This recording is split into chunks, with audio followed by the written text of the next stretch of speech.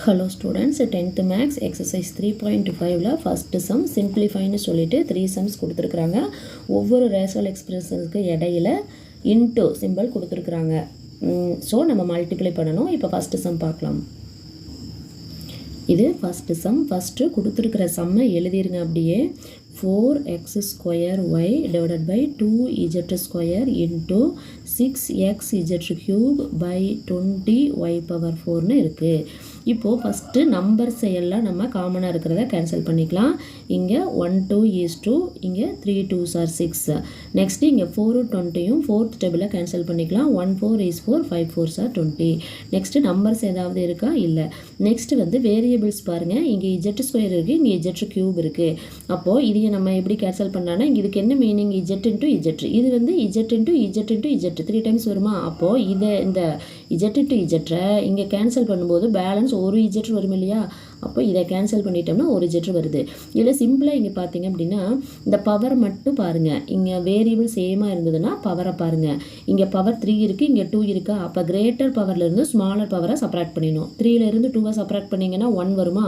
அப்போ அந்த கிரேட்டர் பவரை கட் பண்ணிவிட்டு 1ன்னு எழுதிக்கணும். அப்போ z பவர் 1 அப்படிங்கிறது வந்து z தான். 1 வந்து எழுத தேவையில்லை, z மட்டும்தான். அதே மாதிரியே வேரியபிள் இங்கே பாருங்கள் சேமாக இருக்கிறது y இருக்கா? நியூமரேட்டரையும் டினாமினேட்டரையும் தான் நம்ம கேன்சல் பண்ணணும்.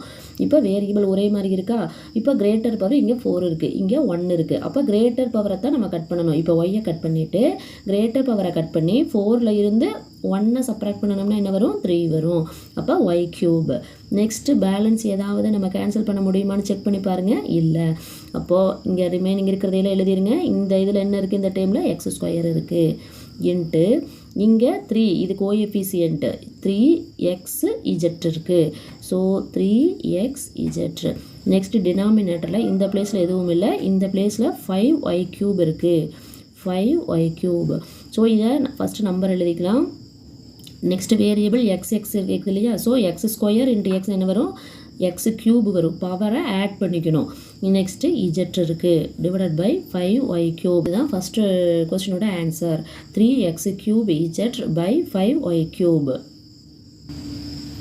செகண்ட் சம் ஃபஸ்ட்டு கொடுத்துருக்குற சம்மை எழுதிட்டேன். இப்போ வந்து இதை நம்ம கேன்சல் பண்ணுறதுக்கு இந்த நியூமரேட்டரில் இருக்கிற இந்த பாலினாமியலுக்கு, இந்த 2 பாலினாமியலுக்குமே நம்ம ஃபேக்டர்ஸ் கண்டுபிடிக்கணும். இப்போ ஃபஸ்ட்டு பாலினாமியல் எழுதிட்டேன். இதுக்கு வந்து இந்த மாதிரி போட்டுக்கலாம். ஃபஸ்ட்டு ஸ்கொயர் டைமில் வந்து கோஎஃபிசியன்ட் இல்லை. அப்போ லாஸ்ட்டு கான்ஸ்டண்ட்டாக மேலே அப்படியே சைனோடு எழுதிக்கோங்க. மிடில் இருக்கிற -10 கீழே எழுதிருங்க. இப்போ மல்டிப்ளை பண்ணால் 21 வரணும், ப்ளஸ் பண்ணுனா 10 வரணும். அப்படின்னா மல்டிப்ளை பண்ணுனா 21 வரணும்னா 7 3s 21 வருமா? இது ரெண்டையும் ஆட் பண்ணி பாருங்கள், 10 வருது. அப்போ இந்த ஆப்ஷன் கரெக்டு தான். ஸோ 7 3 எழுதிக்கலாம். நெக்ஸ்ட்டு வந்து இப்போ சைன் போடணும் இல்லையா? இதுக்கு இங்கே ப்ளஸ் இருந்ததுன்னா சேம் சைனாக போடணும். ப்ளஸ் போட்டாலும் 2க்கு ப்ளஸ் தான், மைனஸ் போட்டாலும் 2க்கு மைனஸ் தான். அப்போ எந்த சைன் போடலாம் அப்படின்னா இங்கே கீழே இருக்குது பாருங்க, பார்த்தீங்களா? அந்த சைனை 2க்கும் போட்டுருங்க.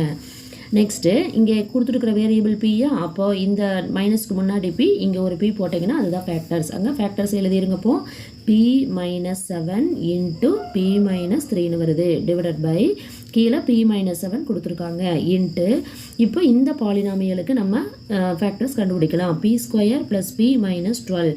இதுக்கு அதே மாதிரி போடுங்க. இங்கே லாஸ்ட்டில் கொடுத்துருக்குற கான்ஸ்டண்ட்டாக மேலே சைனோட எழுதிருங்க. மிடில் ப்ளஸ் எதுவுமே இல்லைன்னா 1, அப்போ +1 கீழே எழுதிருங்க. இப்போ மல்டிப்ளை பண்ணுனா 12 வரணும், சப்ராக்ட் பண்ணுனா 1 வரணும்னு சொல்லணும். அப்போ 4 3s are 12. இந்த ஆப்ஷன் பாருங்கள். 4 3s are 12 மல்டிப்ளை பண்ணால் 12 வந்துருச்சு. 4லேருந்து 3 சப்ராக்ட் பண்ணுனா 1 வந்துருச்சு. ஸோ இந்த ஆப்ஷன் கரெக்டு தான். இங்கே 4 3 எழுதிருங்க. இதுக்கு சைன் போடணும். அப்போது இங்கே பாருங்கள், மைனஸ் கொடுத்துருந்தாங்கன்னா டிஃப்ரெண்ட் சைனாக போடணும். இங்கே ப்ளஸ் கொடுத்துருந்தா சேம் சைனாக போடணும். இங்கே மைனஸ் கொடுத்துருக்குறாங்களா? அப்போ டிஃப்ரெண்ட் சைனாக போடணும். ஒரு நம்பருக்கு மைனஸ், ஒரு நம்பருக்கு ப்ளஸ். அப்போ எந்த நம்பருக்கு போடலான்னா அப்போ இங்கே இருக்கிற சைனை பாருங்கள். இங்கே இருக்கிற சைனை கிரேட்டர் நம்பருக்கு போட்டுருங்க. அப்போ ஸ்மாலர் நம்பருக்கு ஆப்போசிட் சைன் வரும். நான் இங்கே இருக்கிற சைன்னு தான் சொன்னேன், ப்ளஸ் மைனஸ்ன்னு சொல்லலை. இங்கே என்ன சைன் இருக்குதோ அதை கிரேட்டர் நம்பருக்கு போட்டுருங்க, ஆப்போசிட் சைனை ஸ்மாலர் நம்பருக்கு போட்டுருங்க. இப்போ இங்கே கொடுத்துருக்குற வேரியபிள் பி. அப்போது இங்கே ப்ளஸ்க்கு முன்னாடி பி போடுங்க, மைனஸ்க்கு முன்னாடி பி. அதுதான் ஃபேக்டர்ஸ். அப்போ இதுக்கு என்ன ஃபேக்டர்ஸ் நம்ம எழுதலாம்? p + 4 p - 3 divided by p - 3 whole square. இப்போ இதில் காமனாக இருக்கிறதையெல்லாம் நம்ம கேன்சல் பண்ணிக்கலாம். இங்கே இன்ட்டு இருக்கிறதுனால நம்ம கிராஸாக வேணாலும் கேன்சல் பண்ணிக்கலாம். பாருங்கள் இங்கே P-7 இருக்கா, இங்கேயும் P-7. Meaning P-3 into P-3 தானே ஸ்கொயர் கொடுத்துருந்தா, அப்போ ஒரு P-3 கேன்சல் ஆயிரும். பேலன்ஸ் என்ன இருக்குது, P-3 இருக்குது.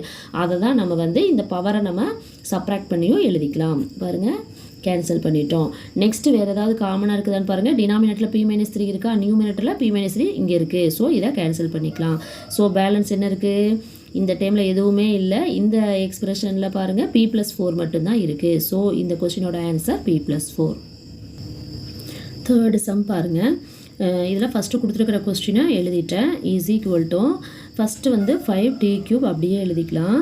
கீழே பாருங்கள் 4t - 8 இருக்கா, இதில் வந்து நம்ம காமனாக 4 எடுத்துடலாம். ரெண்டுமே 4th டேபிளில் வருது. அப்போ 4 காமனாக வெளியில் எடுத்துருங்க.